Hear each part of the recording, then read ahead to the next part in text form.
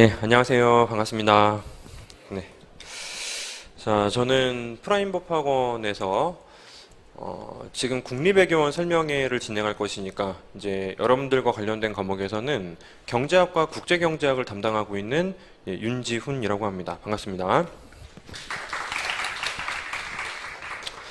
네, 일요일인데도 불구하고 굉장히 많이 와주셨어요. 예, 고맙습니다.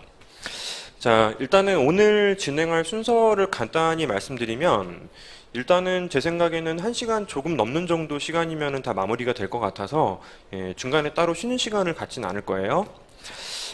일단은 최근의 시험에 대해서 일단 여러분들 공부를 조금이라도 하셨던 경험이 있으셨다라는 전제에서 좀 말씀을 드릴 거고, 지금 현재 공부를 하는 과정이 어느 정도는 본인에게 이제 지금 제대로 가고 있는 것인지 아니면은 지금 이제 뭔가 잘못된 방향으로 가고 있는지 궁금한 점이 굉장히 많을 거라고 생각해요. 이런 부분들에 대해서 이제 국립외교원과 관련된 과목이 3과목이잖아요. 이제 경제학과 국경을 한 과목으로 이제 고려를 한다면 이제 국제정치학과 국제법 이 3과목에 대해서 일단은 그 과목별로 공부 방향 그리고 또 순환에 대해서 몇 가지 도 말씀을 드릴 것이고, 일단은 그 전에 과목별 소개를 하기 전에 제가 이 최근의 시험 트렌드에 대해서 먼저 좀 말씀을 드리려고 하고요. 이제 과목별로 소개를 해드릴 거고, 다 이제 과목별로 이제 소개가 끝나면 이제 마무리하는 이제 단계에서는 이제 종합반에 대해서 어떤 식으로 운영을 할 것인지에 대해서까지 제가 모두 다 말씀을 드리려고 합니다. 공부 많이 해왔어요. 자, 최근 시험이 뭐 과목이 사실 조금 늘은 건 맞아요. 이제 과거에 이제 한 5년 정도 전에 비해서는 최근에 이제 과목 숫자가 조금 늘어난 것이 맞습니다. 실제로는 주요 과목들이 늘어난 것은 아닙니다. 이제 경제학과, 이제 국제정치학, 그리고 국제법 이 3과목이 당연히 공부의 중심이 되어야 하는 것은 뭐 지금도 달라진 것은 없습니다만, 1차에 이젠 여러분들이 지금 진입하셔서 이제 헌법을 공부를 하고 계시겠지만 이게 들어온 지가 그렇게 오래되지 않았고요. 또 시험을 보기 위한 요건에 이제 기본적으로 원래 있었던 건 어학이에요. 여러분들 토익 870점 이상 받으셔야 되고, 또 2차 어학도 이제 어떤 어학을 선택했는지 여부에 따라서 또 뭐 스널트라든지 플렉스라든지 점수가 이제 일정 이상 나와야 되잖아요. 그 부분은 원래 과거에 외무고시를 준비하던 분들도 똑같은 조건이었습니다. 거기에 한국사가 뛰어들었어요. 한국사가 뛰어들어서 뭐 큰 부담이라고 보이진 않지만 나름대로는 조금 시간을 투자할 수밖에 없는 그런 여건에서 공부를 하고 계십니다. 그리고 이제 과거에는 이제 5년 전만 해도 그 피셋이 그렇게까지 치열하진 않았어요. 그러니까 날씨가 굉장히 좋을 때는 2차 공부를 하다가 이제 날씨가 조금씩 추워지면서 1차 공부를 조금씩 늘려나가면서 시험 직전에 한 달, 2달 정도 좀 집중하시면서 1차를 이제 테스트를 체크를 하고 했었는데, 근데 지금은 조금 더 빨리 준비하는 경향이 생겼습니다. 일단은 그 시험 자체의 경향이 어느 정도는 고정화되어 있기 때문에 이제 학원에서도 상당히 많은 반응을 하게 되고요. 이 반응이라는 건 이제 수업의 개설이죠. 여기서 수업이 실질적으로 본인에게 맞는 수업을 따라가다 보니 과거와 달리 또 1차의 공부 시간이 할애되는 것도 조금씩 늘어나게 됩니다. 사실 이제 예전에 외무고시 또는 이제 초창기 국립외교원을 합격하신 분들에게 조언을 들었을 때 분명히 달라진 점이 있어요. 그때는 초창기만 해도 어느 정도 1차에 대한 허들이 높진 않았습니다. 생각보다는 낮은 편이었고, 지금도 이제 다른 5급 공채에 비해서는 높은 편은 아니지만 계속 올라오고 있어요. 예상보다 조금씩 1차에 대한 부담이 올라오고 있기 때문에 따라서 여러분들이 과거랑 조금 달라진 게 얼마나 큰 의미가 부여되어 있는지 좀 말씀을 드려야 되겠습니다. 2차 공부라는 것은 단기간 내에 되지 않습니다. 어쨌든 그 준비하는 시험들에 대해서 말씀드리는 게 아니고, 이제 1차는 헌법 그리고 나머지 3과목이 포함되어 있잖아요. 이 3과목이 포함되어 있기 때문에 일반적으로 얘네들은 보통 이제 어떤 나의 지식을 테스트하는 시험은 아니죠. PSAT라는 것은 나의 능력을 테스트하는 거잖아요. 조금씩 끌어올려야 되고, 또 여러분들이 시험 준비를 이제 마음 먹기 전부터 나름대로 이제 쭉 진행되어 온 여러분들의 그 인생이 있어요. 그 인생이 수학 쪽에 조금 쏠려 있으면 자료 해석에 조금 더 강점을 갖는 것이고, 그쪽이 이제 글을 읽는 쪽에 조금 더 쏠려 있으면은 뭐 언어라든지 뭐 상황에서 독해 쪽에 조금 더 쏠려 있어서 여러분들의 그 공부 방향이 이제 어느 정도는 완성되고 출발하는 경향이 있습니다. 근데 2차는 아니죠. 2차는 그 학부에서 어느 정도 경험이 있다 하더라도 결과적으로는 다시 한번 재출발하셔야 되는 게 이제 우리가 준비하는 주관식 시험에 답안을 작성한다라는 건 조금만 어설퍼도 티가 나요. 어느 정도 내공이 있으신 분들이 출제를 하시고 채점을 하다 보면은 이 친구가 알고 적었지만 실제로 좀 틀렸을 때도 감점을 하고요. 모르는 게 확실한데 정답이 맞았을 때에는 어쩔 수 없이 점수가 부여되는 경우도 있고 이거는 모르고 정답도 틀렸다. 조금만 읽어보면 분명히 여러분들의 내공이 느껴져요. 그러다 보니 2차 과목은 분명히 시간이 필요합니다. 예전에는 5년 전만 해도 어느 정도 내가 2차 과목의 순환 과정을 제대로 따라가면서 예컨대 오후에 실강 수업이 있으면은 저녁 때 공부를 하시고요. 오전에 다시 한번 시간 투자를 하시면서 본 과목에 대해서만큼은 상당히 높은 수준으로 올릴 수 있는 시간적인 여유가 있었어요. 그러니까 5년 전에 합격하신 분들에게 조언을 듣습니다. 나 때는 보통 이제 먼저 붙으신 분들은 이제 기본적으로 나오는 단어죠. 나 때는 말이야. 나 때는 2차 열심히 하다가 날씨 추워지면은 1차 했었고 그리고 1차 붙었고 2차도 붙었다. 그런 조언을 기본적으로 해요. 거기에서 이제 공부법을 조금 이제 전달해주는 그 공부법에 대해서는 여러분들이 얻을 게 있지만 과거와 달리 할 게 많아진 지금에서는 이제 빠른 속도로 합격하기 위해서 분명히 좀 여유가 있는 것은 아닙니다. 왜냐하면 예를 들어서 이제 그 국제법이라는 과목을 공부를 해요. 그 기간 동안에 여러분들은 분명히 한번 겪으셨을 것이기 때문에 분량이 많다라는 거 아시잖아요. 저도 많이 들었고 그 기간 동안에 오전 오후를 할애해서 열심히 내가 시간을 공부를 하시는 분과 저녁 시간을 할애해서 좀 피곤하지만 복습을 하시고 오전에는 PSAT를 하시는 분하고 분명히 그 전 시간을 모두 투자하시는 분이 압도적으로 이제 앞설 수밖에 없습니다. 그렇죠. 과거에는 모두 그랬어요. 과거에는 5년 전만 해도 2차 기간에는 2차를 중심으로 공부하시고 본인이 조금 필요한 1차 공부를 약간 이제 중간에 집어넣는 정도로 내가 모자람을 채우는 공부를 했다면 지금은 그게 아닙니다. 1차도 빠른 속도로 준비하지 않으면 실제로 감당이 안 될 수 있을 정도로 생각보다는 시간이 많이 모자라게 되었고요. 그러다 보니 실질적으로 여러분들의 그 공부 방향이 예전과 같은 수업 진행으로는 조금 어려워지는 시대가 되었다고요. 예전에는 복습 시간이 수업 시간의 최소한 두세 배는 이제 분명히 진행될 거라는 가정하에서 수업을 진행했지만 지금은 그게 좀 어려워졌다는 거죠. 적어도 내가 3시간 반 정도를 오늘 수업을 진행했으면 오늘 수업을 들으시는 분들이 예전에는 10시간을 공부하거나 8시간을 공부하고 다시 다음날 들어오셨지만은 지금은 현실적으로 5시간 정도가 맥스가 아니겠느냐. 그렇게 판단이 돼요. 그렇게 판단이 되고 이게 중간에 한국사가 들어왔다라는 게 그까짓 거라고 생각되지만 특히 초년의 공부를 진행하시는 분들이 중간에 한국사라는 어떤 부담 때문에 내가 한 일주일 또는 2주일 정도를 시간을 할애하고 그쪽에서 시간을 조금 더 에너지를 쏟으면 분명히 학원에서 진행되는 커리큘럼하고 충돌이 나버려요. 그 기간 동안은 내가 분명히 2차 과목에 소홀해질 수밖에 없습니다. 그 정도 소홀하면 나중에 앞설 수 있지 않겠는가, 따라잡을 수 있지 않겠는가. 생각보다 어려워요. 생각보다 어렵고 특히 이제 인강으로 공부하시는 분들의 가장 큰 애로사항이 뭐냐면 이제 처음에 의지는 강력했어요.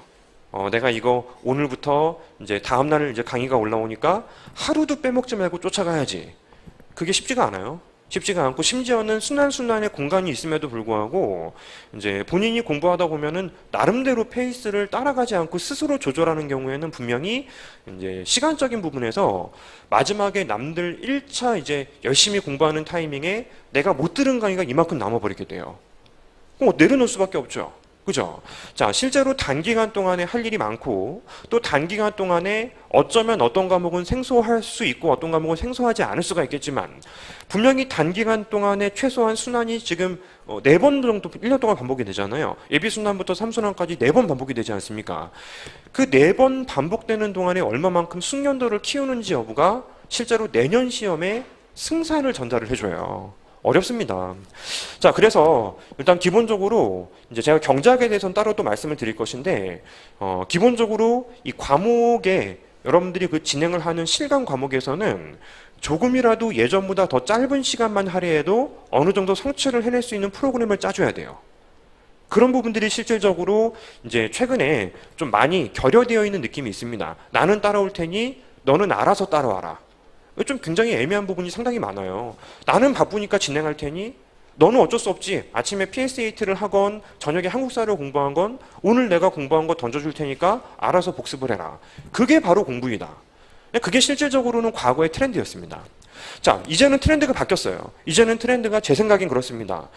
제가 여러분들에게 무언가 강의를 진행하면서 전달을 해주고 오늘 과제를 던져주고 다음날 복습할 수 있는 그 찬스를 만들어드리고 거기를 이제 빠른 속도로 여러분들이 다른 거를 하면서도 따라올 수 있는 프로그램을 짜주는 것이 그게 예전보다 훨씬 더 중요하게 되었고 종합반을 이번에 구성하면서 사실 굉장히 많이 공을 들인 부분이 사실 그 부분입니다. 던지는 게 아니에요. 사실 여러분들 독학하면 합격할 수 없을 것 같아요?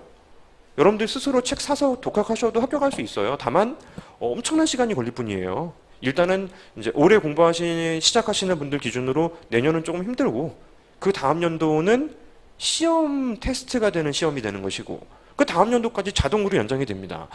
실제로 학원에서 여러분들에게 드리는 것은 사실 여러분들에게 지식을 전달해 드리는 것도 굉장히 중요하지만 그것보다 훨씬 더 압도적으로 중요한 건 시간을 드리는 거예요. 공부할 시간을 드리는 것입니다. 자, 과목별로 사용할 시간이 더 작아졌다라는 것. 요거 한마디 하려고 제가 좀 시간을 끌었어요. 과목별로 여러분들이 할애할 수 있는 시간은 짧아졌기 때문에 현재 지금 제가 과목별로 소개를 시켜드리는 선생님들께서는 저도 마찬가지이고요. 최소한의 시간으로 조금씩 툭툭 건드리면서 실제로 과거에 복습 시간을 길게 가졌던 분들의 성취도만큼 완성시키는 것이 목표가 됩니다. 실제로 그게 가능하게 되었어요. 예전엔 조금 힘들었지만 지금은 가능할 수 있게 되었고 이제 시행착오를 겪어서 과거와 조금씩 트렌드를 좀 따라가는 강의들을 저는 진행을 하고 있고요. 현재 준비하고 계신 이제 학원 선생님들도 현재 그 방향을 정확히 인지를 하시고 준비를 하고 계십니다. 자, 효율적으로 접근하지 않으면 1년이 너무너무 짧아요. 여러분들 지금 공부 시작하신 지 얼마나 되셨어요? 5년?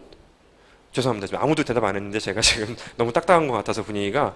자, 최소한 올해 시작하신 분들은 한 4개월, 5개월 정도 지났는데요. 굉장히 많은 걸 머리에 담았죠. 그죠? 담았는데 이제 책 보지 않고 꺼내라고 하면 아직은 쉽지 않은 스텝입니다. 이제부터 여러분들이 또 1순환, 2순환, 3순환을 반복하시면서 책을 보지 않아도 꺼낼 수 있는 수준 플러스 이제 책을 봐도 모르는 것들은 당연히 이제 책을 보기만 하면 이해할 수 있는 수준으로 만들어 주셔야 되고 이제 전국적으로 이제 PSAT 1차가 이제 끝나고 내년이 되었을 때에는 확실하게 내가 이제 이 과목에 대해서는 레벨을 이제 맞춰주고 그리고 나서 그 다음 스텝으로 넘어갈 수 있는 준비를 해내셔야 됩니다. 그래서 혼자서 진행하는 것이 결코 쉽지 않은 시대가 되었다라는 게 사실은 제 생각이에요. 이제 과거와 달리 혼자서 내가 나름대로 나만의 스케줄로 나만의 어떤 순환을 픽해서 여러분들이 나름대로의 성취를 이룬다라는 것은 지금 굉장히 어려운 시대가 된 것이 맞습니다. 예전만큼 또 그만큼의 성취를 좀 이제 달성시키기는 좀 어려운데 적어도 이제 1년 정도 같이 부등교학과 공부를 하시면은 내년에 시험장에서 시험을 잘 볼 수도 있겠다라는 약간 이제 좀 기분 좋은 상상을 또 할 수 있는 스텝까지는 여러분들이 만들어야 되는 거예요.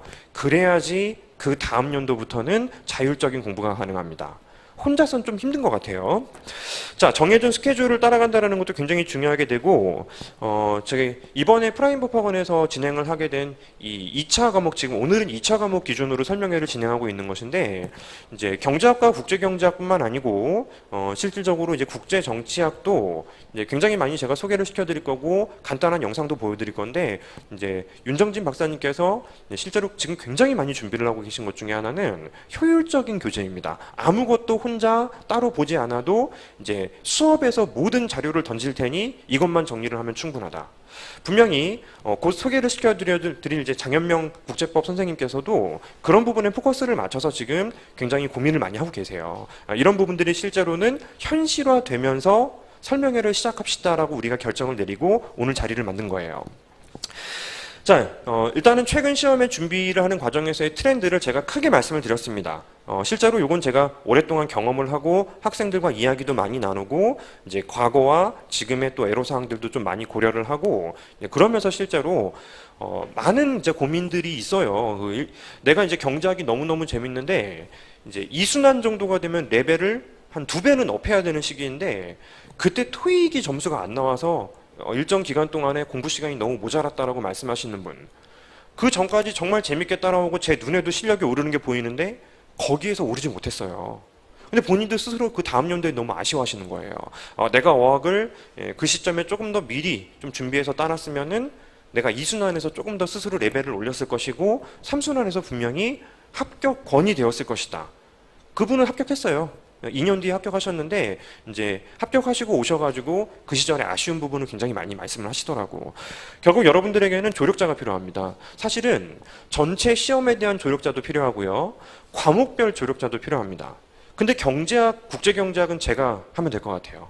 저에게 말씀해 주시면은 이제 수준별로 어떤 부분을 최소한의 시간으로 이만큼 하면 된다라는 조언을 해드릴 수가 있고, 어려우면 종합반이라면 어려우면은 뭐 지금은 이런 강의가 괜찮을 것 같으니 이 부분만 제가 열어드릴 테니 이런 방식으로 제가 이제 진행을 할 수 있을 것 같아요. 근데 일단 기본적으로 그런 조력자들은 과목별로 한 분씩 필요합니다.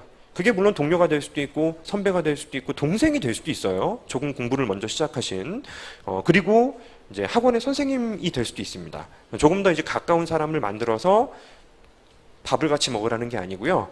본인의 고민을 털었을 때 거기에 대해서 이제 응답을 받을 수 있는 조력자를 구하는 게 어떻겠냐 이런 생각이 듭니다. 자, 최근 시험의 트렌드에 대해서는 여기까지 말씀을 드리면 돼요. 일단 어느 정도 이제 과거와 달리 현 시점에 여러분들이 할 게 얼마나 많은지에 대해서 조금 위기심을 느끼고 조금 더 내가 시간 투자를 좀 미리미리 좀 땡겨야 되겠다라고 생각하셨으면 충분히 전달이 되었을 거라고 생각하고요. 자, 이제 과목별로 간단하게 소개를 시켜드리도록 하겠습니다. 어쨌든 여러분들은 적어도 지금 당장 공부를 시작하신 분들은 거의 없을 거라고 생각해요. 있다면 끝나고 개별적으로 찾아오세요. 개별적으로 찾아오시고 어느 정도 공부를 하면서 과목에 대해서 조금씩은 맛을 보셨거나 아니면 그 이상으로 조금 공부를 했는데 미흡하다고 판단했기 때문에 지금 와 계실 거라고 생각합니다. 제가 말씀드릴 수 있는 건 사실 경제학밖에 없죠. 경제학과 국제경제학이 제 이제 전문입니다. 이 경제학이라는 과목은 일반적으로 수학하고 속성이 약간 비슷해 보여요. 수학하고 좀 비슷해서 미시경제학과 국제무역론은 상당히 유사한 측면이 있습니다. 미시경제학은 이제 수학 공부를 하듯이 문제를 풀면서 이론과 문제와의 연결고리를 탄탄하게 찾아주시는 것이 굉장히 중요한데, 예컨대 인수분해 기억나시죠? 인수분해 이름은 기억나시죠? 그지? 인수분해를 공부를 한 날 그날 문제를 풀어요. 그날 문제를 풀고 또 시간이 지나면은 또 수능이라는 걸 대비하기 위해서 또 관련된 인수분해에 관련된 문제를 또 풀어요. 문제를 풀다 보니 인수분해를 푸는 방법에 대해서 여러분들이 눈치를 채게 되고 그러면서 시험장에서 등장하는 문제를 해결할 수가 있잖아요. 이제 미시경제학과 이 국제무역론은 비슷한 속성을 갖습니다. 이론을 여러분들이 공부하시고 문제를 풀어야 되는데 그것만 달라요. 이론을 공부한 날 문제를 못 풀어요.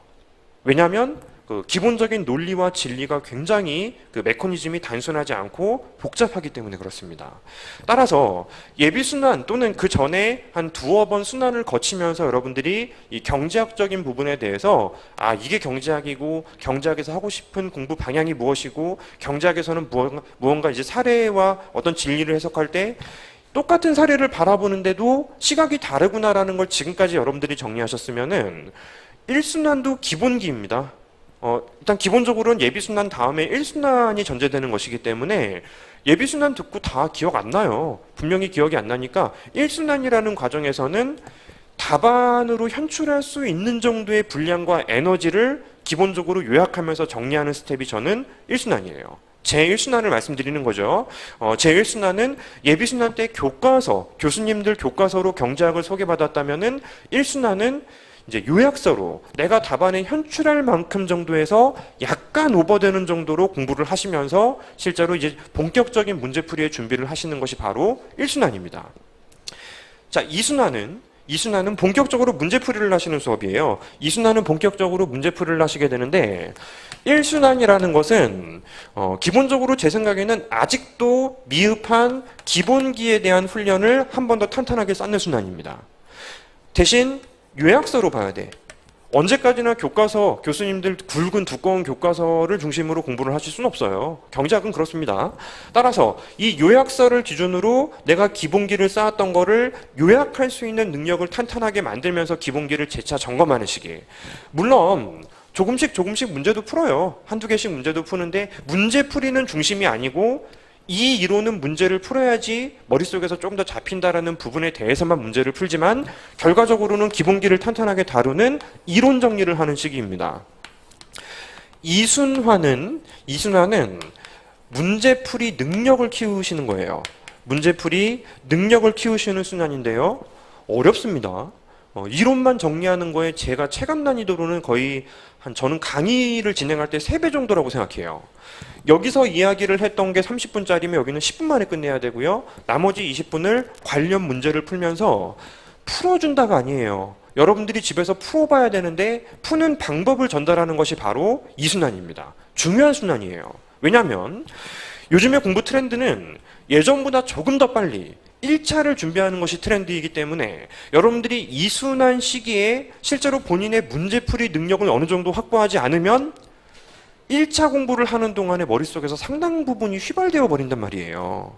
그래서 그 시기에 안 하면 7월달, 8월달에 이론 정리하시고 저기 내년 3월달에 문제풀이를 공부해서 시험장 들어가서 합격한단 말입니까?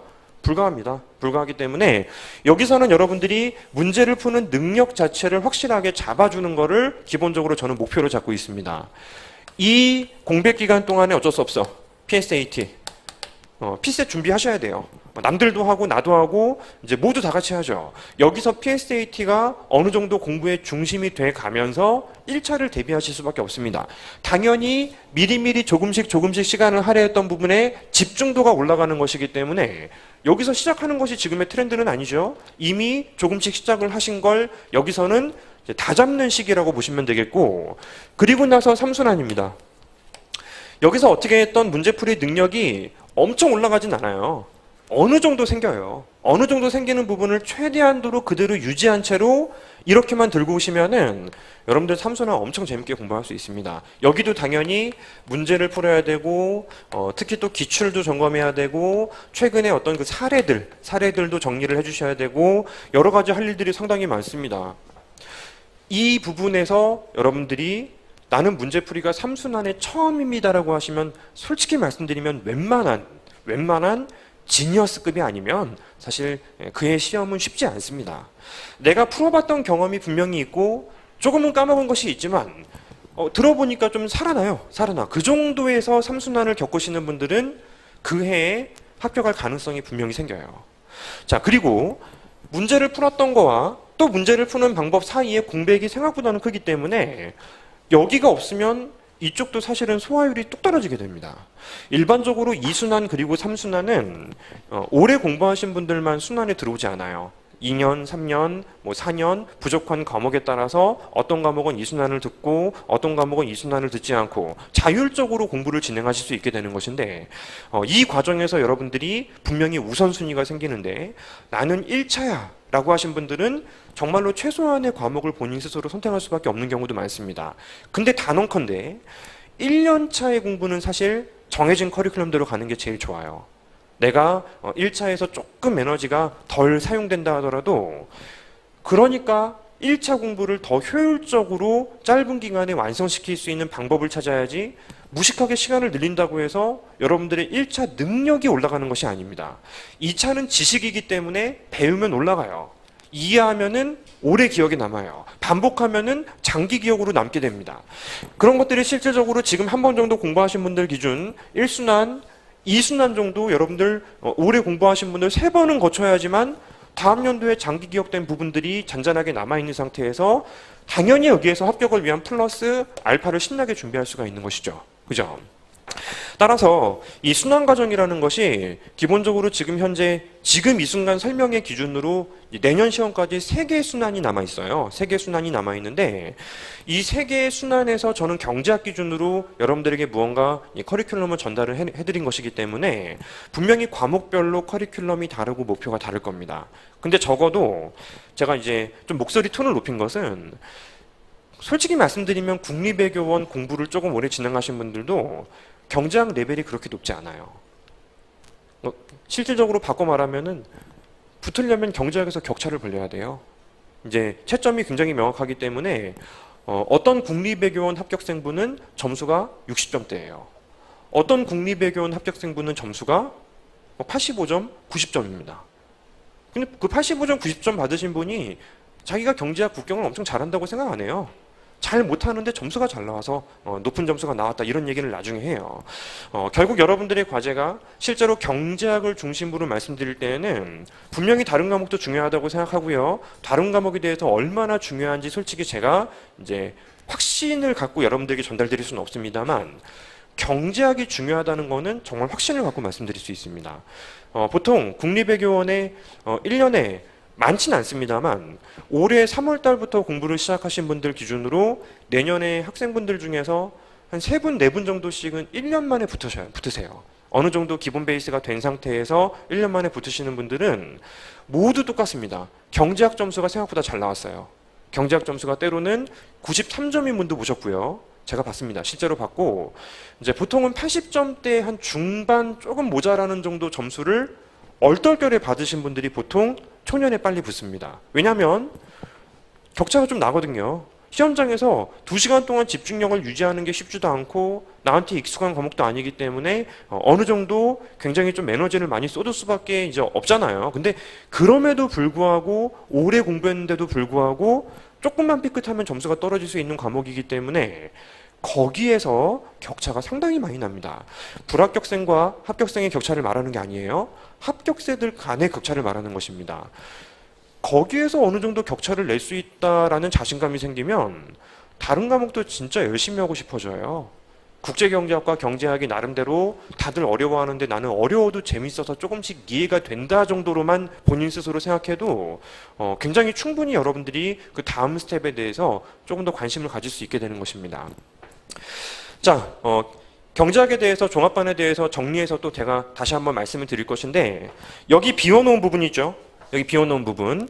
여러분들이 내년에 여기 이제 6월달 지금 시험 끝났잖아요. 6월달 중순에 시험을 합격하기 위해서 1년차 만에 공부해서 합격할 수 있습니다. 그게 혹시 안 되더라도 괜찮아요. 실제로 여러분들이 내년에 합격할 수 있는 걸 목표로 공부를 하셔야지 그 다음 스텝이 있는 거예요. 여기에서 여러분들이 합격을 초년에 하는 게 가장 중요한 포인트는 순환을 기본적으로 체크하는 것도 중요하지만 저는 이 부분에 대해서 굉장히 큰 의미를 부여합니다. 1순환과 2순환 사이는 기본적으로 한 3개월 반에서 4개월 정도의 다른 과목을 공부하는 시기예요. 거기에 물론 국제경제학도 포함이 되어 있습니다. 다만 경제학이 기본 베이스이고 국제경제학이 그 다음이기 때문에 기본적으로 경제학에서 어느 정도 레벨을 끌어올리시면은 국제경제학은 여러분들이 자연스럽게 경제학을 응용하는 셈이 돼요. 지금 국제경제학 예비순환 들으시는 분들 계시죠? 어렵죠? 어렵습니다. 하지만 이게 기본적으로 여러분들이 어렵지만 겪었다라는 사실과 플러스 경제학 1순환이 다음번에 국제경제학 1순환은 한결 수월하게 만들어 드릴 겁니다. 굉장히 시기상으로 제대로 출발하시는 거예요. 근데 저는 이 부분이 굉장히 중요하다고 생각해요. 예전에는 제가 이제 종합반을 운영하더라도 공간이 없었거든요. 공간이 없어서 이제 이런 정도로 전달만 시켜드렸습니다. 1순환이 끝나면서 마지막 날 일단 잔소리를 엄청 해대요. 자, 분명히 매일매일 다른 공부를 하셔야 되지만 적어도 하루에 제가 설마 뭐 4시간, 5시간을 요청하진 않아요. 그죠? 실제로 어떤 선생님들은 그렇습니다. 경제학이 끝나면 그 경제학 없을 때 경제학 좀 보세요. 다른 과목 끝나면은 그 이거 순환 끝났지만은 조금씩 공부하세요. 국제법 끝나면 또 국제법이 끝났지만은 조금씩 그거 어쩌라고? 그 본수업 공부해야 되는데 조금씩 하라고만 이제 좀 애매하게 말씀을 드리면은 내 스스로 방향이 안 잡혀요. 그죠? 따라서 예전에는 제가 이 시기에는 비슷한 말씀을 드릴 수밖에 없었습니다. 제 학생분들이 어떻게 공부하는지 몰라요. 하지만 문제를 조금 풀어봐라. 단원을 정해서 일주일에 조금씩이라도 단원을 정해서 공부한다는 거 의미가 있습니다. 왜냐하면 내가 일주일 다른 과목과 다른 스케줄을 따라가면서도 부족한 시간, 좀 남는 시간을 고려해서 조금이라도 남는 시간에 그 단원 어느 정도를 확보할 수 있는 여력을 내가 자율적으로 만들 수 있기 때문에 오늘 월요일인데 오늘은 여기 뭐 5장 읽고 와 이게 아니고요.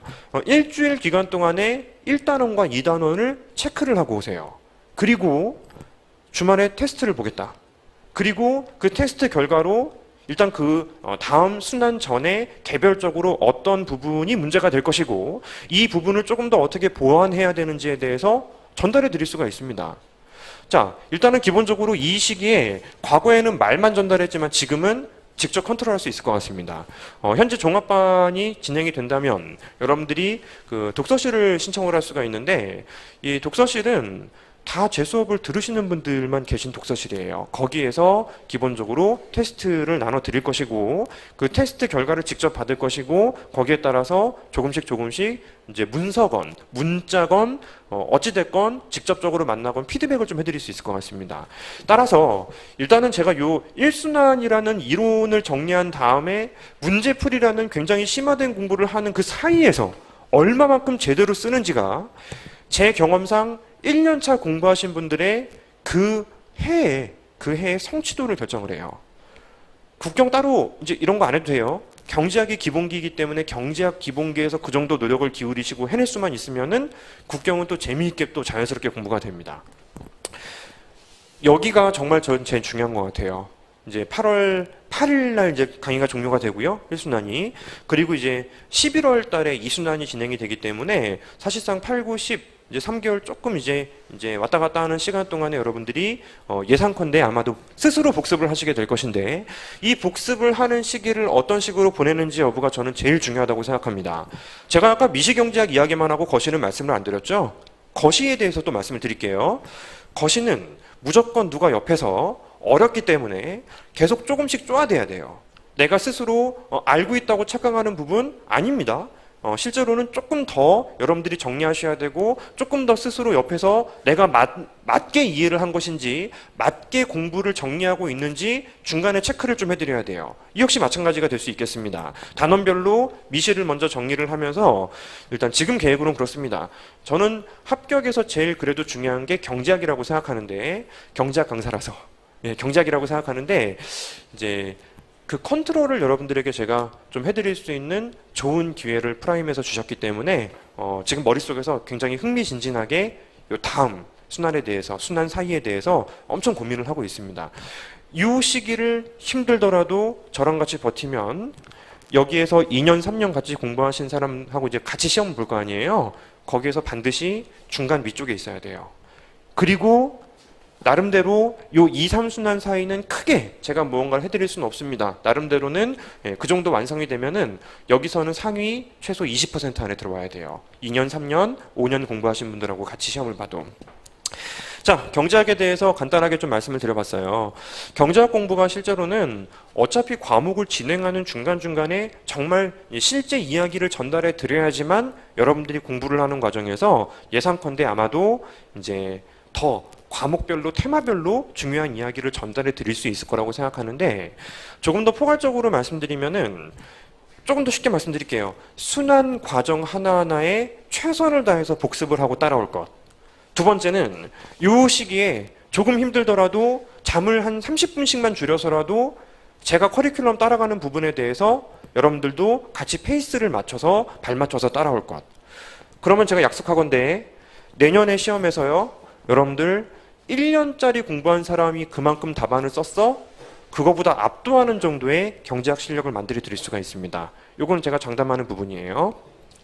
자, 경제학은 그래서 이 비시즌을 어떤 식으로 활용해야 되는지, 본 시즌에 얼마만큼 에너지를 이제 가해야 되는지도 중요하지만 저는 비시즌을 어떻게 보내야 되는지가 훨씬 더 중요하다고 생각하는데 제가 만약에 하루에 2시간 정도 비시즌 동안에 시간을 할애해서 공부하라고 여러분들에게 전달을 했다면 그거는 제가 사기꾼이에요. 다른 과목 집어치우고 경제학만 하라라는 말과 마찬가지이기 때문에 그런 스케줄이 아닙니다. 하루 평균 20분에서 30분 정도. 이거 한번 생각해 보세요. 이거 한번 생각해 보시고 이제 경제학의 이제 1, 2, 3순환이 왜 여러분들에게 어떤 방향성을 제안을 해줘야 되는지에 대해서 충분히 전달을 해드리는 정도로 말씀을 했다고 이제 저는 생각합니다. 따라서 툭 던져주면 안 돼. 실제로 이거 툭 던져줄 테니까 빨리 설명할 테니까 집에 가서 고민해봐. 20분 설명했으니까 집에서 1시간 고민해봐. 이제는 그런 식으로 강의 진행하면 안 돼요. 이제는 제가 20분을 설명해도 집에서는 10분, 15분이면 어느 정도는 무슨 말이었는지 이해할 수 있는 그런 고민과 공부를 하셔야 됩니다. 그래서 제가 고민하는 것 중에 제일 또 최근에 한 작년 정도부터 진행하는 것 중에 제일 매력적이라고 생각하는 게 당일 수업한 필기 자료를 당일에 나눠드리거든요. 무슨 수를 써서라도 좀 어설플 수는 있어. 집에 가서 정리해오는 게 조금 더 나을 수는 있어도 당일 공부한 내용을 여러분들이 당일 필기자료로 받으시면 당일 수업에 훨씬 더 집중을 많이 할 수 있습니다. 이런 것들이 실제로 제가 나름대로는 머리를 굴려가면서 만들어내는 장치예요. 자, 경제학과 관련된 부분은 뭐 할 말이 더 많습니다만 본격적으로 공부를 하면서 개별적으로 고민이 있다면 그런 이제 고민들을 여러분들이 저한테 이제 개별적으로 말씀을 해주셔야지 또 피드백을 하면서 또 1년을 또 알차게 보낼 수가 있습니다. 1차 끝나죠? 1차 끝나고 특히 올해 공부 시작하신 분들 1차 끝났으면은 아무 생각하지 말고 채점하지 말고 삼순환 들으세요.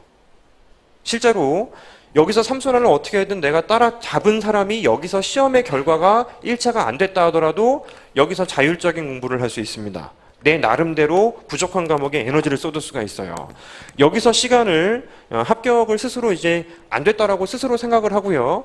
여기서 실질적으로 굉장히 좀 정신적인 타격을 받은 상태에서 이제 멘탈이 확 흔들린 상태에서요. 거기에서 수업을 들으시건 수업을 빼먹건 제 생각엔 그 다음 연도도 굉장히 힘들어요. 요거는 제 경험상 정말로 강하게 말씀드리고 싶은 내용 중에 하나입니다. 자, 경제학에 대해서는 이 정도로 이제 정리를 하면 될 것 같고 조금 더 좀 질문거리들이 있으면 제가 답을 드리려고 하는데 제 시간이 다시 있습니다. 선생님별로 간단하게 소개를 시켜드린 다음에 제가 정리하는 시간이 간단히 있기 때문에 그때 경제학 관련 질문도 동시에 이제 받도록 할 것이고요. 자, 두 번째는 그 국제정치학의 저희 학원에 선생님이 새로 오셨습니다. 윤정진 교수님이고 신림동에서는 정 교수를 이제 역임하신 분들 기준으로는 정치학에서 국제정치학에서는 최초의 선생님이시고요. 그리고 웬만한 경력을 갖고 계신 분이 아닙니다.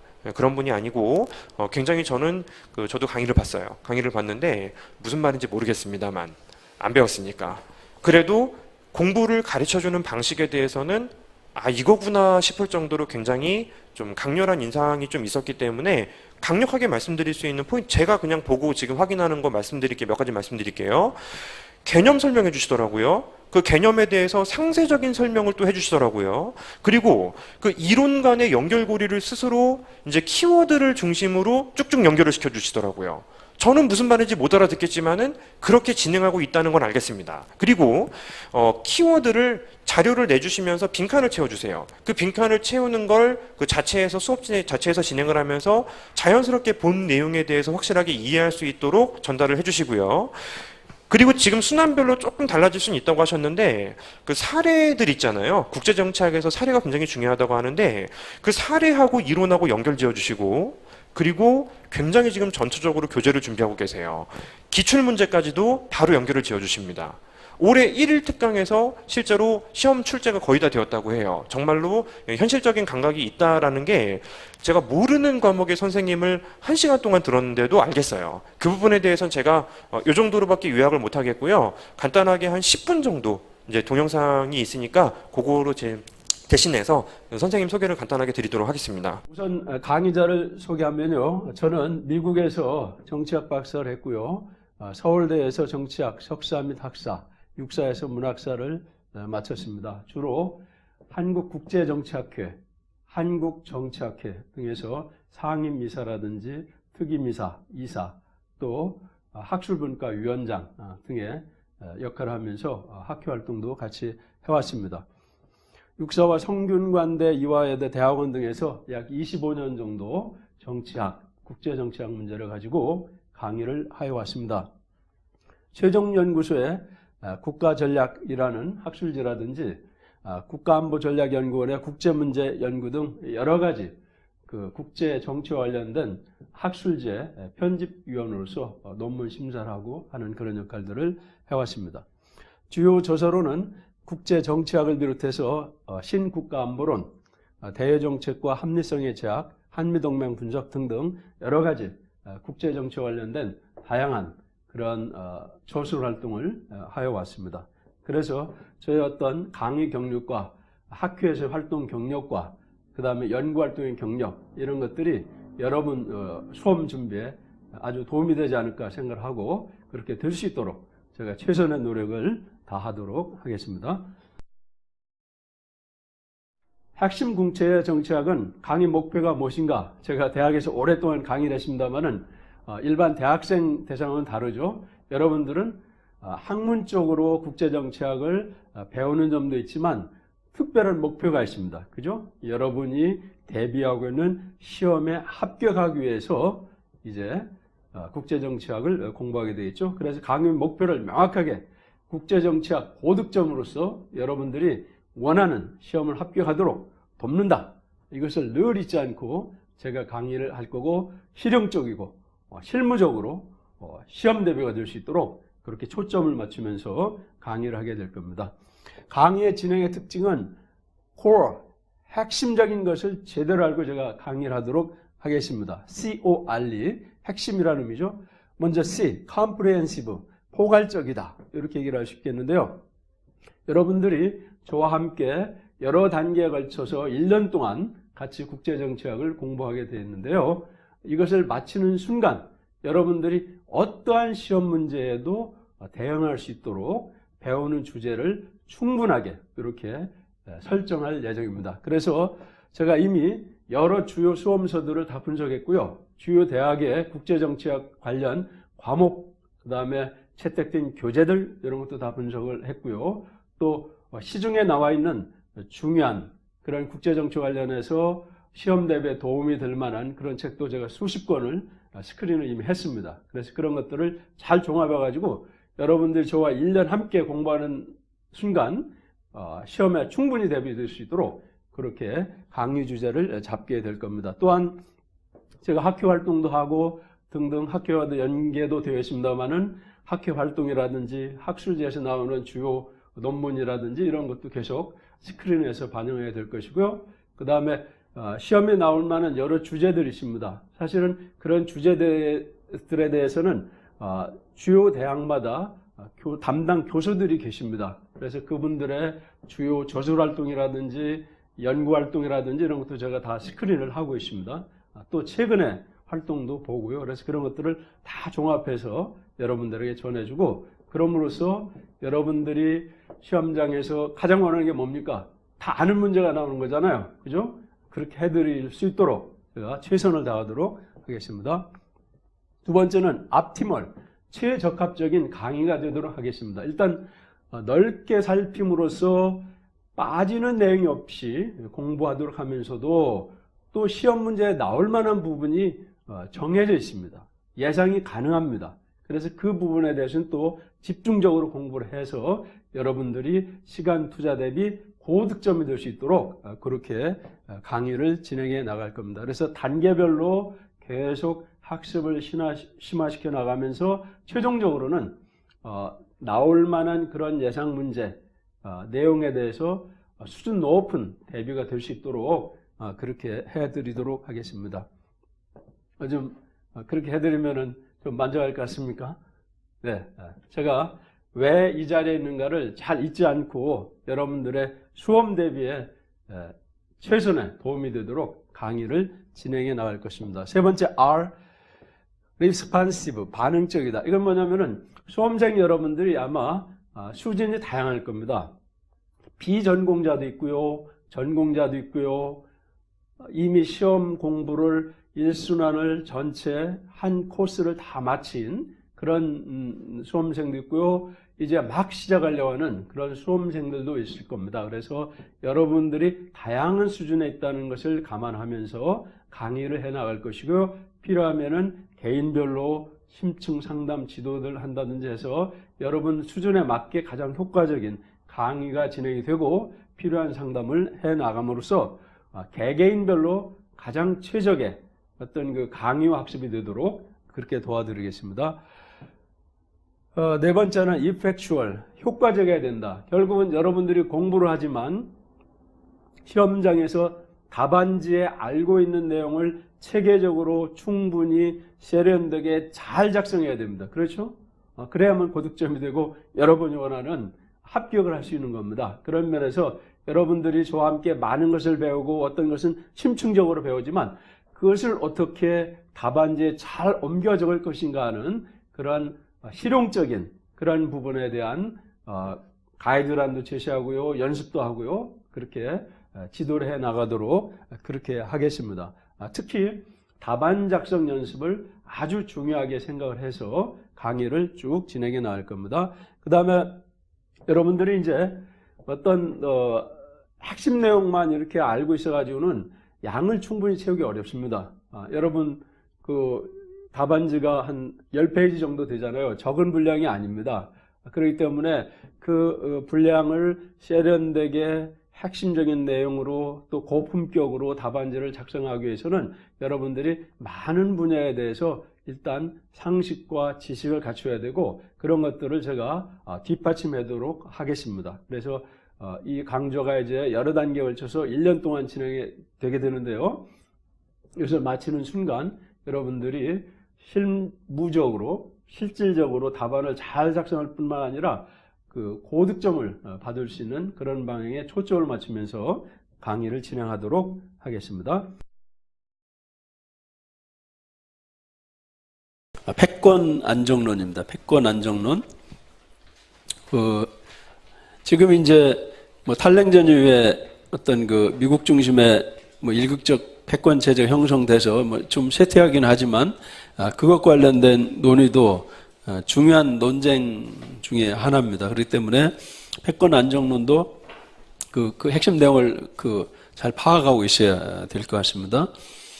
자, 패권 안정론은 기본적으로 어떤 유일한 초강대국으로서의 그 패권국이 존재하면 결국 국제 질서가 개방적이고 안정적이게 되며 패권이 쇠퇴하게 되면 개방성과 안정성이 낮아진다. 이게 핵심적인 하나의 그 주장이라고 이렇게 볼 수가 있습니다. 그래서 사실은 이 패권 안정에 따른 어떤 국제 질서의 어떤 개방성, 안정성, 패권 쇠퇴에 따른 국제 질서의 어떤 폐쇄성과 불안정성 이런 논의는 1960년대 중후반부터 2차 세계대전에 강력했던 미국의 패권이 경제적으로 조금 쇠퇴하기 시작하면서 그때부터 이제 논의가 됐던 것으로 이렇게 보시면 됩니다. 그래서 거기 패권 안정론의 등장 배경은 참조하시면 됩니다. 그래서 그 60년대 중후반부터 미국의 패권이 쇠퇴하기 시작하면서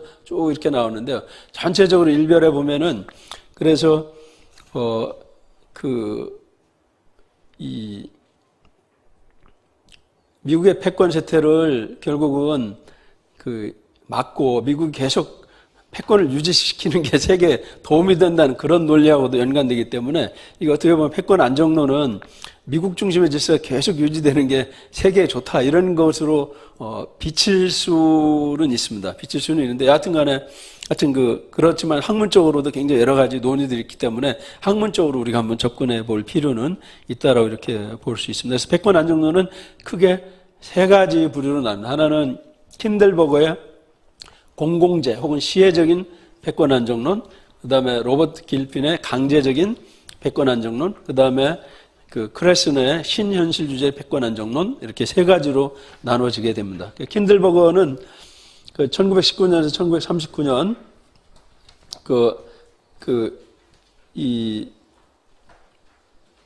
1929년일 것 같은데 19년부터 39년은 이에치카가 분석한 거고 세계 대공황을 이렇게 분석을 하면서 결국은 2차 세계대전이 왜 일어났냐면은 독일에 히틀러가 일으킨 게 아니고 이 세계 질서를 안정적으로 유지하는 패권 국가가 있어야 되는데 그 패권 국가가 없어가지고 질서를 제대로 유지를 못했다 이렇게 보는 겁니다. 그런 가운데 영국은 패권을 유지할 능력은 없으나 의지는 있었고 미국은 능력은 있으나 의지가 없는 상황 속에서 영국, 미국 둘 다 패권국으로서 리더십을 제대로 행사하지 못하면서 대공황이 발생했고 그 연장선상에서 2차 세계대전이 일어났다. 이렇게 보는 그런 시각입니다. 그래서 결국은 그런 차원에서 국제 경제 질서의 안정성이 패권이 잘 유지될 때 도움이 되고 그것이 세계 대전장을 막는 데 도움이 된다 말이죠. 그러니까 패권 국가가 공고하게 존재하는 게 오히려 세계 질서의 안정, 평화에 더 도움이 된다 이런 시각입니다. 세력 균형은 굉장히 다르죠, 그죠? 하나의 어떤 지배적인 국가가 나타나는 것을 여러 국가가 막아가지고 세력 균형을 이루는 게 평화에 도움이 된다는데 패권 안정론은 상당히 다른 시각이죠. 그렇게 보시면 됩니다. 그래서 패권국의 리더십이 잘 행사되면 세계 평화, 안정, 세계 질서의 개방성이 유지되고 리더십이 제대로 행사하지 못하는 어떤 그 의지와 어떤 그 역량의 결핍 문제가 발생하게 되면 세계가 불안정해지고 그 대전쟁이 일어날 수 있다. 이렇게 보는 그런 시각입니다. 그래서 44페이지에 가서 보시면은 세계 대공황의 원인을 패권국의 리더십 부재로 봤고 그 연장선상에서 2차 세계대전이 일어났다고 이렇게 보는 시각입니다. 그래서 이 패권국은 왜 그러면 세계 질서의 개방성과 안정성에 도움이 되냐면 패권국은 그런 어떤 세계 질서의 안정성과 개방성에 도움이 되는 퍼블리쿠스, 공공재를 제공해주는 역할을 하기 때문에 그러하다라고 봤습니다. 그래서 그런 공공재를 제공해주지 못하면 개방성과 안정성이 떨어지게 되고 큰 전쟁이 일어난다. 이렇게 본 시각입니다. 그래서 이 킨들버그의 어떤 패권 안정론은 공공재 이론하고 연관이 됩니다. 그래서 그거는 읽어보시 바랍니다. 공공재하고 공유재가 조금 차이가 있습니다. 그래서 우리 환경오염 같은 경우는 결국은 이 환경은 이 서로 다 사용을 할 수 있지만 누가 악화시키면 다른 사람의 손해가 갑니다. 그죠? 이런 것을 공유재라고 그러고 공공재는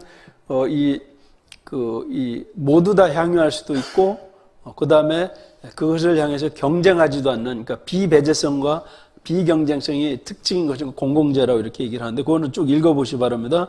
그래서 맨코올슨의 집단행위 이론하고 연관되어 가지고 결국은 그 공공재 개념이 나왔고 무임승차 개념이 나왔고 등등 이렇게 되게 되는데 그건 여러분 읽어보시 바랍니다. 그래서 45페이지 가시면은 이 패권국이 제공하는 공공재가 있기 때문에 세계 자유무역 질서가 유지될 수 있고 그러면은 세계 경제 질서가 개방성을 보이고 안정성을 보이고 그에 따라 경제적 상호 협력이 증진될 수 있기 때문에 세계 평화가 가능하다 이렇게 보는 기본적인 시각이라고 볼 수 있고요. 그다음에 패권국은 어떤 공공재 제공이라는 어떤 시혜적인 그런 혜택을 베풀기 때문에 결국은 시혜적 패권국 혹은 선의 패권국이 될 수 있다 이렇게 보게 되는 겁니다. 그래서 미국이 패권을 향수하는 것이 세계 질서에 도움이 되는 것이고 결국 미국에 도움이 될 뿐만 아니라 다른 나라에도 함께 도움이 되는 것으로 기본적으로 보기 때문에 패권 안정론에 대해서 비판적이지 않고 다 함께 잘 살 수 있는 공동의 이익의 장을 마련할 수 있는 것이라고 이렇게 봅니다. 그 패권을 통해서. 예, 일단 영상으로 소개를 시켜드렸고 이 영상은 오늘 저녁에 여러분들 오늘 가져가시면서 자료 하나 받으실 거거든요. 지금 막 수업으로 진행하는 내용은 시험 보기 직전에 하루 동안에 이제 강의를 특강을 개설해 주시고 진행을 하셨는데 거기에서 이제 나왔던 내용이 시험에 그대로 등장하게 되었고 그거를 따로 편집해서 지금 틀어드린 거예요. 틀어드렸고 자료를 보시면서 정리하는 게 좋겠고 저도 무슨 내용인지 알겠어요. 세력 균형론은 세력이 똑같은 두 개의 국가가 있어서 안정을 지키는 것 같고 뭐 패권 뭐 무슨 이건 하나의 그 강력한 국가 뭐 이런 겁니까? 좀 이해를 굉장히 조금 이제 쉽게 해주셨다라고 수험생들이 말씀하셨고 그 1일 특강에 오셨다 가신 수험생분들 중에서 제가 들었어요. 그날 이제 강의했던 부분이 너무 머릿속에 잘 잡혔고 시험에 등장했기 때문에 이제 굉장히 좀 도움이 되었다. 자, 자료 오늘 여러분들 나가실 때 나눠 드릴 겁니다. 나눠드린 자료 그거 보시고 관련된 거 페이지 찾아서 한번 들어보시면은 어떤 식으로 수업을 진행하는지 알 것 같고요. 이제 지금 보시는 것처럼 저한테는 굉장히 되게 인상적으로 저는 보였어요. 근데 여러분들이 아마 판단하는 게 맞겠죠. 제가 판단하기에는 또 저는 모르는 과목이기 때문에. 자, 일단은 기본적으로 정 교수님의 내공을 갖고요. 그리고 수험 적합적으로 준비를 하고 계세요. 사실은 빨리 강의를 하자고 말씀드렸었는데 자료가 준비가 훨씬 더 오래 걸린다라고 하셔서 지금 이제서야 이제는 여러분들을 만날 수 있는 기회를 이제 잡게 되신 분입니다. 또 그만큼 또 강력한 이제 2차진에 또 강력한 전투 요원이 계시고 소개시켜드리겠습니다. 국제법의 장현명 박사님이 이제 나오실 건데요. 이제 박수로 좀 환영해 주시면 좋을 것 같습니다. 예. 네, 반갑습니다. 혹시 월 초에 저 보신 분 계신가요? 제가 기억이 잘 안 나가지고 죄송합니다. 윤 교수님께서 말씀해 주신 대로 저는 이제 국제법 과목을 여러분하고 같이 공부하고 싶은 장현명이라고 합니다. 네, 드릴 말씀을 되게 많이 생각을 하고 왔는데 제가 시간을 오래 끌면 안 될 것 같으니까 내용 중심으로 짧게 말씀을 드릴게요. 일단은 제일 먼저 이번에 기출 문제, 2019년 문제 어떻게 나왔는지 한번 생각을 해보고요. 그 다음에는 공부 방법론을 좀 상세하게 좀 제가 생각하는 특징에 맞춰가지고 여러분들한테 말씀을 드리고 싶어요. 그래서 일단은 예전에도 한번 말씀을 드렸는데 영역별로 출제 빈도가 이렇게 쭉 나와 있습니다. 이번에 국제법 문제가 나온 쟁점들이 많이 나오던 거, 뭐 중요하다고 생각되던 것들에서 되게 많이 나왔었어요. 그래서 여기에서 벗어나지 않는 문제가 나왔습니다. 그리고 특이하게도 이번 국제법 시험에서는 아주 괴롭힐 수 있는, 이렇게 볼 수도 있고 저렇게 볼 수도 있는 게 상대적으로 적게 나왔고요. 좀 혼동이 될 수 있는 여지를 주기는 했는데 아예 과감하게 제껴들 수 있는 것들이 다 혼동될 수 있는 요소로 나왔습니다. 일단 문제별로 이렇게 간편하게 보시면요. 1문 문제 이렇게 나와 있었고요. 이거 외교적 보호권에 관해서 나온 문제였는데 외교적 보호권에 나오는 일반이론 그냥 다 나오는 거였고요. 문제는 어디서 나오냐면은 첫 번째는 반란단체가 내전에서 승리해서 신정부 수립에 성공했다라는 측면에서 하나가 나옵니다. 이게 꼬아서 얘기하고 싶으면 얼마든지 꼬아서 얘기할 수 있는데 반란단체 행위는 기본적으로 국가 행위가 아니겠죠. 지금 있는 정부와 이걸 전복하고자 하는 반란단체 행위는 국가 행위로 인정이 안 되지만 전복을 했을 때는 어떻게 할 것이냐, 이거 국가책임 초안에도 명시가 되어 있고요. 누가 봐도 간단한 거예요. 누가 봐도 간단한 거예요. 소급해서 자기 있게 되고. 두 번째 문제 외교적 보호권 행사할 수 있느냐에서 두 가지 문제가 나오죠. 국적에 관한 문제, 그다음에 국내 구제 수단 완료 원칙에 관한 문제. 간단하게 써주시면 됩니다. 회사에서 주주의 국적을 들어가야 되느냐, 아니면 회사에 설립된 국가의 국적을 들어가야 되느냐, 아주 명확한 문제죠. 그 다음에 국내 구제 수단 완료의 원칙도 아주 명확한 문제죠. 이거 외교보호 초안이라고 하는데 외교보호 초안에서도 11조하고 15조에서도 명확하게 정리를 어느 정도 해놓은 거예요. 다만 이런 거를 쓸 때는 다 초안이잖아요. 초안이잖아요. 초안이면 서술함에 있어서 약간 조심스러운 뉘앙스를 써줘야 됩니다. 초안에 의거하여 이렇게 된다, 이렇게 쓰면 안 돼요. 절대로. 그런 세부 기술만 좀 주의하시면 됩니다. 이런 것들은 2순환, 3순환 때 글을 쓰시면서 여러분들이 익숙하게 적응을 해 나가시면 되고요. 그 다음에 두 번째 문제 같은 경우에는 이제 국가 관할권 문제. 아까 맨 처음에 보여드렸는데, 국가 관할권 문제가 지금까지 제일 많이 나왔어요.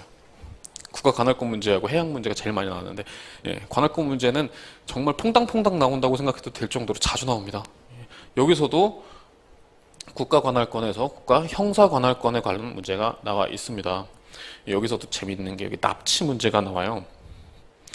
납치 문제가 나오는데, 납치 생각하면 우리가 전형적으로 떠올리는 아이히만 사건 같은 거 있잖아요. 구조가 반대로 됐죠. 그렇죠? 납치를 한 측이 문제가 되는 게 아니라 납치를 당한 국가에서 뭘 할 수 있느냐 없느냐예요. 자, 이 부분은 제가 색깔을 다르게 놨는데 잘 보이시나요? 이게 초록색이 있고 노란색이 있는데, 초록색은 중요한 부분이고 노란색은 버려야 되는 부분입니다. 여기서 보면 비밀 경찰에 납치당하여 심한 고문을 받았다. 고문한 비국의 비밀 경찰관 을이 있다. 이 두 개는요, 납치당한 거랑 고문받은 거는 별개의 행위입니다. 별개의 행위입니다. 이거 하나로 묶으시면 안 돼요. 답안지 쓸 때 납치당한 거 따로, 고문당한 거 따로 생각을 해주셔야 돼요. 제가 여러분들한테 아주 나쁜 짓을 해가지고 여러분들이 뒤에서 저를 벽돌로 탁 때리는 행위가 하나 있을 수 있고요. 아니면 동시에 제 홈페이지에 강사평에다가 열심히 악플을 다시는 경우가 있을 수 있어요. 두 개는 서로 다른 범죄가 되잖아요. 이거 같은 경우에는 기본적으로 국내 여행 중에 당한 거니까는 속지주의, 비국 입장에서 속지주의 얘기죠. 밑에 거는 외국인의 국외범의 문제죠. 아예 달라지는 문제가 돼버리는 거예요. 그런데 지금 위에 비밀경찰에 납치당하여 고문을 받았다. 근데 납치한 사람이 을이라는 얘기가 있어요, 없어요? 아마 출제위원 이 생각했을 겁니다. 을이 납치를 했느냐 안 했느냐를 가지고도 한번 함정에 빠뜨려봐야지라고 생각을 했을 수 있습니다. 이게 되게 조잡하고 쪼잔한데 어려운 문제예요. 좀 이따 말씀드리겠지만 이게 이 국제법이 한 단계에서 배우는 게 아니라 여러 단계의 선수 과목이 필요로 한 과목이기 때문에 이런 현상이 발생을 합니다. 밑에 문제를 보시면요. 관할권을 행사할 수 있는 근거에 관한 이론, 예, 속지주의, 속인주의, 그다음에 보호주의, 속인주의, 보편주의, 경우에 따라서는 기국주의까지 속지주의 폼에 쓸 수 있고요. 5개, 6개 얘기 쓰라는 얘기. 그다음에 A국이 형사 관할권을 행사할 수 있는 국제법적 근거를 각각 설명하시오. 행사할 수 있는 근거를 설명하시오. 행사를 하겠대잖아요. 어쨌든 하겠대잖아요. 예. 행사할 수 있는 근거를 얘기하겠다 했으니까 어쨌든 하는 방향으로 쓰라는 얘기잖아요. 예. 제가 월초에 말씀드렸는데 문제를 볼 때 맨 밑에 문장부터 보라고 말씀을 드렸거든요. 예. 맨 밑에 문장을 봐야지 중간중간에 함정을 피할 수가 있는 문제가 되는데 어쨌든 관할권 문제 간단하게 나온 거예요. 관할권 문제와 곁들여서 한 가지 더 나오는 게 과연 을한테는 국가면제 또는 주권면제 또는 국가행위 이론이 적용이 될 것이냐 말 것이냐 갖고 살짝 생각을 해볼 수는 있는데 문제에서 답을 줬어요. 그냥 예. 형사 관할권 행사할 수 있는 근거 행사를 하겠다는 거죠. 예. 그 다음에 문제도 앞에 것들만큼 자주 나오진 않았지만 점점 중요성이 늘어나고 있는 겁니다. 유엔과 관련된 문제, 그 다음에 무력사용과 관련된 문제예요. 마찬가지로 마지막 문장 보시면 간단해요. 예. 군사적 구출작전의 국제법적 정당성에 대해 논의라는 거예요. 다시 말하면 우리나라가 군을 파견을 할 수 있겠느냐 없겠느냐. 군대를 파견할 수 있는 가능성은 뭐가 있을까요? 뭐가 있을까요? 예. 국가가 적법하게 군대를 파견할 수 있는 방법 딱 한 가지밖에 없어요. 뭐예요? 자유권과 관련된 얘기죠. 예. 자유권과 관련된 얘기에서 내가 논할 수 있는 거거든요. 그럼 자유권 갖고 쓰라는 얘기입니다. 아, 자유권 문제구나 라고 생각을 하면서 자유권의 행사 대상이 되는지, 이것이 말 그대로 무력 공격을 받은 것에 해당이 될 것인지 안 될 것인지 그것만 가지고 열심히 한번 논해보라는 얘기를 하자는 거였어요. 이번 국제법 문제는 어떻게 보면 오히려 쟁점이 눈에 보이니까, 쉽게 보이니까 어려운 문제일 수 있었다는 그런 단점이 있는데, 반대로 얘기를 하면 명확하게 계속해서 나오는 주제들을 가지고 공부를 했으면 여기서는 평균 이상은 확실하게 잡고 들어갈 수 있는 상황이 됐습니다. 그 6월 초에 어떤 학생이 질문을 했는데 본인은 올해 처음 준비를 하는 입장이기 때문에 방대하게 모든 이슈를 공부를 하진 못했다. 근데 많이 나왔다고 하는 주제들만 보면 그래도 합격이 가능하냐라고 얘기를 해서 제가 무슨 대답을 했냐면요. 사실을 했던 제 후배 얘기인데 정말로 많이 나온 것만 공부를 했거든요. 2차의 7과목까지도. 예, 2차 7과목을 많이 나오는 것만 공부를 했는데 어쩌다 보니까 그때 많이 나오는 것 중심으로 나왔어요. 예. 그리고 그것만 쓰면은 평균 50점 이상이 나올 수 있게 나왔어요. 그 당시 시험에서. 그러고 붙었습니다. 이렇게 될 수 있는 경우가 있어요. 그러면 많이 나오는 거는 명확하게 알고 여러 번 안 보게 되는 게 좋을 거고, 적게 나오는 것들, 그렇지만 계속해서 빠뜨리지 않아야 될 것들은 조금 더 여러 차례 볼 수 있게 하면 되겠죠. 그 방법을 한번 생각을 해보는 게 제 목표입니다.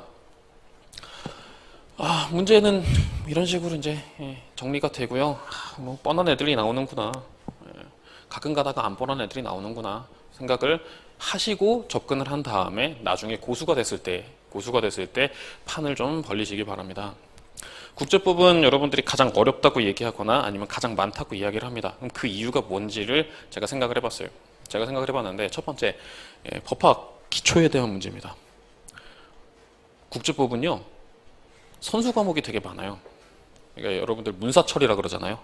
문학사학 철학이 선수 과목입니다. 일단 국사뿐만 아니라 주로 세계사, 유럽, 그 다음에 미국의 세계사가 기본적인 선수 과목이고요. 그 다음에 헌민형을 다 들어야 됩니다. 헌법, 민법, 형법의 논리가 다 들어와 있어요. 공부를 해보신 분들이 많으신 것 같아서 그냥 편하게 말씀드리는데, 조약들의 개수가 되게 많아요. 그쵸?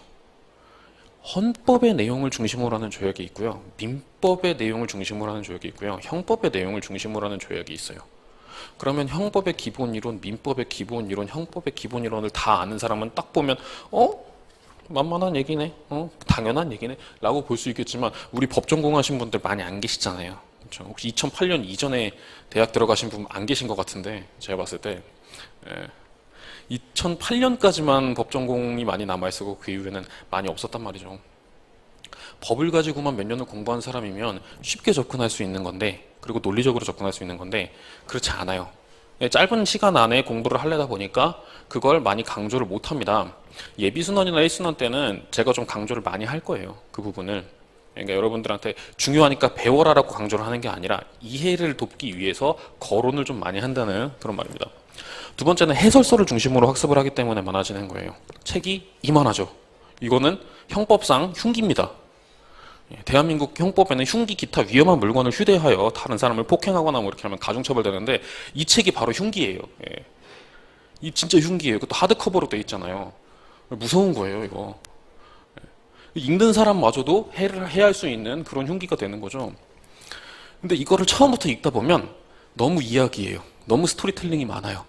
역사적으로 막 19세기부터 얘기가 나오죠. 뭐 그로티우스 나올 때는 그 전부터 나오지만은 뭐 또 웬만한 얘기 나오면 1차 대전부터도 나오고 1차 대전 이전에 식민지 뭐 제국주의부터 나오고 그러잖아요. 역사를 이야기처럼 보면서 그러면서 중간중간에 이런 이론이 나왔다, 저런 이론이 나왔다, 이런 반대가 있었다. 스토리가 많고 그 다음에 그래서 어떤 주제에 대해서는 어떻게 한다, 어떤 주제에 대해서는 어떻게 한다는 게 분량이 너무 많아요. 근데 우리가 공부해야 되는 건 뭐냐면 사례를 해결하는 거거든요. 문제가 발생했어요. 지금 대한민국에 여러분들 외교관이 됐는데 문제가 발생했습니다.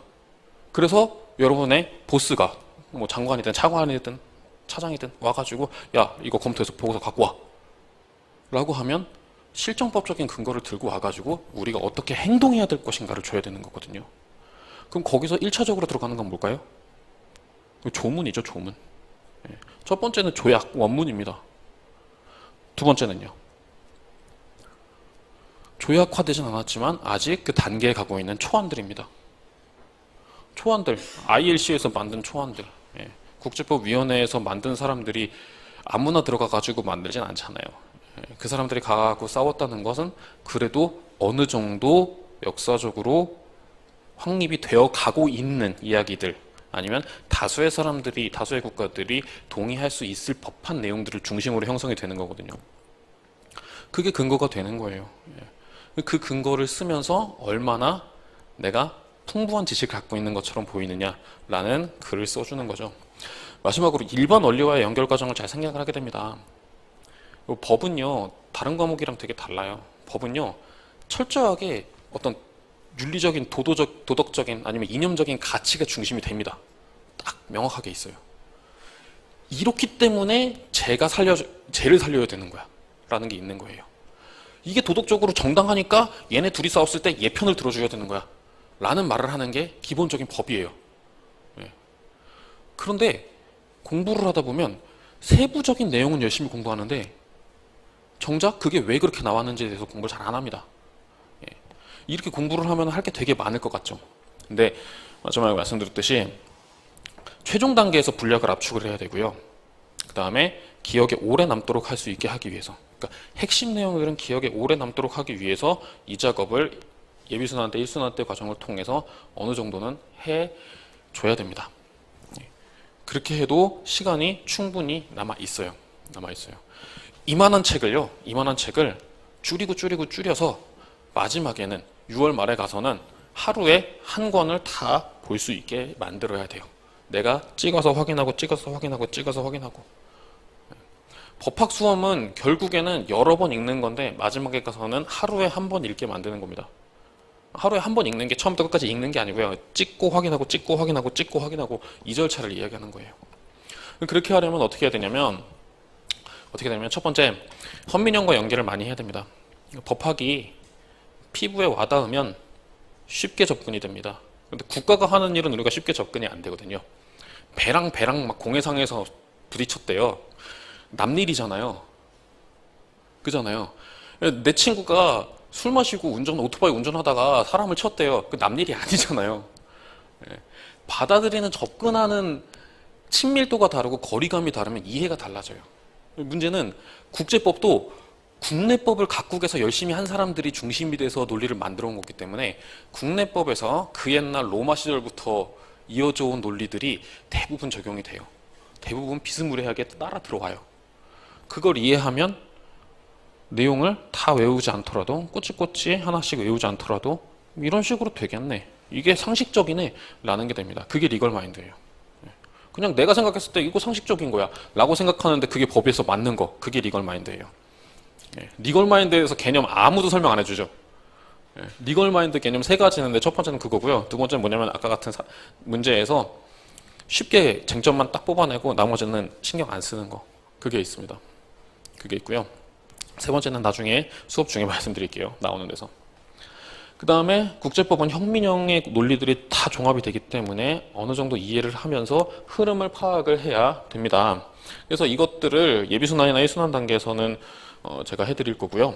그 다음에 1, 2순환 때에서는 조문 중심을 많이 해야 됩니다. 조문이 어떻게 생겨 있는지를 알아야 돼요. 조문은 법학 공부의 시작과 끝이라고 제가 적어놨는데 이게 무슨 말씀이냐면요. 법대 다니는 애들도요. 조문을 처음 확인은 하고 그 다음에 해설서를 쭉 읽어요. 그러면서 해설서 중심으로 공부를 하고 외웁니다. 외우다가 문제도 풀어버립니다.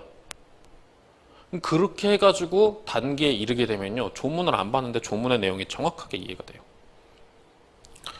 예를 하나 들어드리면 우리나라 형법에 보면 정당방위라는 제도가 있거든요. 정당방위는 어느 나라에나 다 있는데요.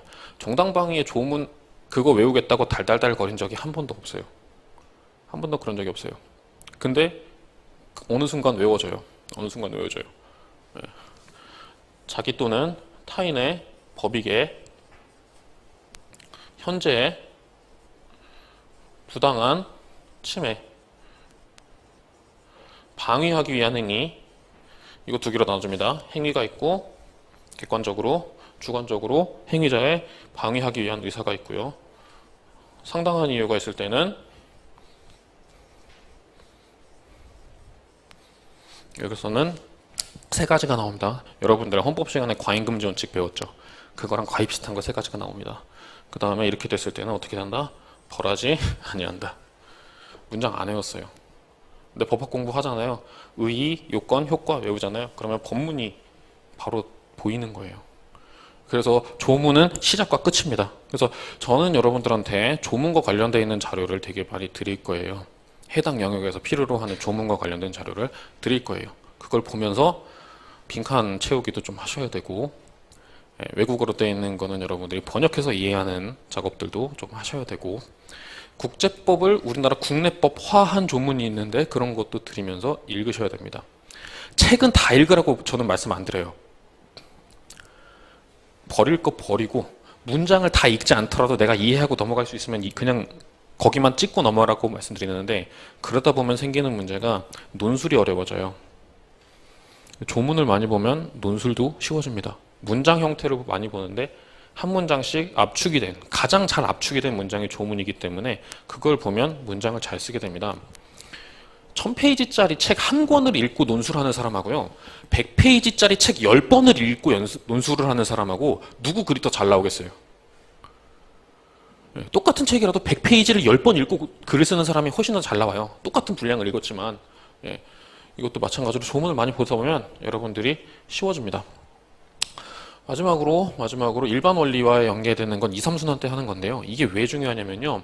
답안지를 쓸 때 일반 원리에 대한 얘기가, 이념에 대한 얘기가, 법의 취지에 대한 얘기가 들어가주면 더 좋아집니다. 특히나 이번 시험처럼 쓸 내용이 명확해가지고 그렇게 방대하게 쓸 게 아닌 게 나오면 일반 원리가 나와주면 좋아요. 그러면 출제를 갖고 채점을 하는 입장에서 얘가 공부를 제대로 했구나. 기계적으로 공부하는 사람이 아니고 정말 제대로 논리를 가지고 합리성을 갖고 공부를 했구나 라는 걸 알게 됩니다. 시험장에서는 이게 굉장히 중요해요. 시험장에서. 특히 내가 모르는 거 나왔을 때, 애매모호한 거 나왔을 때, 그때는 일반 원리로 들어가서 거기서부터 추출을 해가서 하나 깨고 들어가는 거죠. 아까 윤 교수님 말씀하실 때 인수분해 말씀하셨잖아요. 인수분해 공식 다 못 외웠는데 인수분해 공식을 그냥 외우겠다고 하는 게 아니라 그걸 유도하는 식을 3번, 4번 내가 따라서 풀다 보면 시험장에서 생각 안 났는데 내가 유도를 해갖고 풀게 될 수도 있잖아요. 여러분들 머리는 그게 되잖아요. 여러분들은 그게 되니까 이걸 하고 있는 거예요. 저는 그게 잘 안 돼요. 저는 그게 잘 안 되는 사람이라 가지고 굉장히 힘들었는데 대신에 저는 다른 과목을 좀 쉽게 할 수 있으니까 그래도 어떻게든 끙끙대고 버티고 살아남았겠죠. 예. 법학답안지에서는요, 안 되면 일반 이론부터 시작해가지고 일반 이론이 딱 나오고 일반 이론이랑 가까워 보이는 정이 나오고 그거에 반대되는 반이 나오고 그 사이에서 합이 나오는데 합이 중간에 있느냐, 정에 가까운 합이 나오느냐, 반에 가까운 합이 나오느냐, 이 차이를 가지고 내가 승부를 걸어보는 게 됩니다. 그러다가 보면 쓰다 보면은 수업을 들은 게 많이 있다 보니까 또 생각이 날 때가 있어요. 아, 맞다, 이거였던 것 같아. 교수가 요게 답이라고 했던 것 같아. 조약문에 요러한 내용이 있었던 것 같아라는 게 생각이 날 수가 있어요. 그렇게 공부를 하는 게 저희 목표입니다. 아무래도 지금 말씀드리는 거에 대해서 보면은 좀 거부감이 생길 수 있는데, 저는 책에 있는 거라든지 조문에 있는 거 이외의 것들을 가지고 여러분들한테 많이 부과는 잘 안 해요. 예. 그렇게 하는 게 그렇게 효율적인 방식이라고 생각을 하지 않기 때문이에요. 예. 기본에 충실해서 기본부터 하다 보면은 잘 된다는 거죠. 예. 내가 운동선수가 되고 싶으면 잘 먹어가지고 키가 커지고요. 잘 먹어갖고 힘이 세지고요. 열심히 뛰어갖고 몸이 빨라지고요. 그 세 가지를 갖추고 있으면 다음 것들은 어떻게든 될 수가 있어요. 근데 그 세 가지 안 돼 있으면 다른 무기들을 갈고 닦기 위해서 몸이 아플 걱정을 해가면서 다칠 걱정을 해가면서 노력을 해야 돼요. 수험도 마찬가지입니다. 기본 원리부터 하면 되고요. 법학은 더 그렇습니다. 예, 제 설명은 여기까지 드리고요. 예, 다시 윤 교수님께 마무리를 부탁드려야 되겠죠? 감사합니다. 예, 사실은 제가 아주 예전에 이렇게 사회 같은 걸 되게 많이 봤어요. 예, 아르바이트 할 게 없어서 연말에 어머님들 막 계시잖아요. 어머님들 막 행사하면은 찾아가가지고 다 같이 막 노래도 부르고 막 반주도 틀고 노래 막 준비해 가서 막 배우기도 하고 사회를 많이 했었는데 오랜만에 그런 느낌이 좀 들어가지고 재밌습니다. 그렇지만 지금부터는 이제 오늘 설명회를 마무리할 건데요. 몇 개 제가 질문을 준비해 왔는데 잠깐만요. 예. 근데 두 분이나 계셔가지고 이론학습과 문제풀이의 비중이 궁금하신 분들이 있었어요. 근데 저는 개인적으로 지금 이거를 알아도 소용은 없다고 생각하는 게, 그거를 지금 여러분들에게 드려서 자율적으로 공부를 시키는 게 아니고 제가 지정을 해드릴 거예요.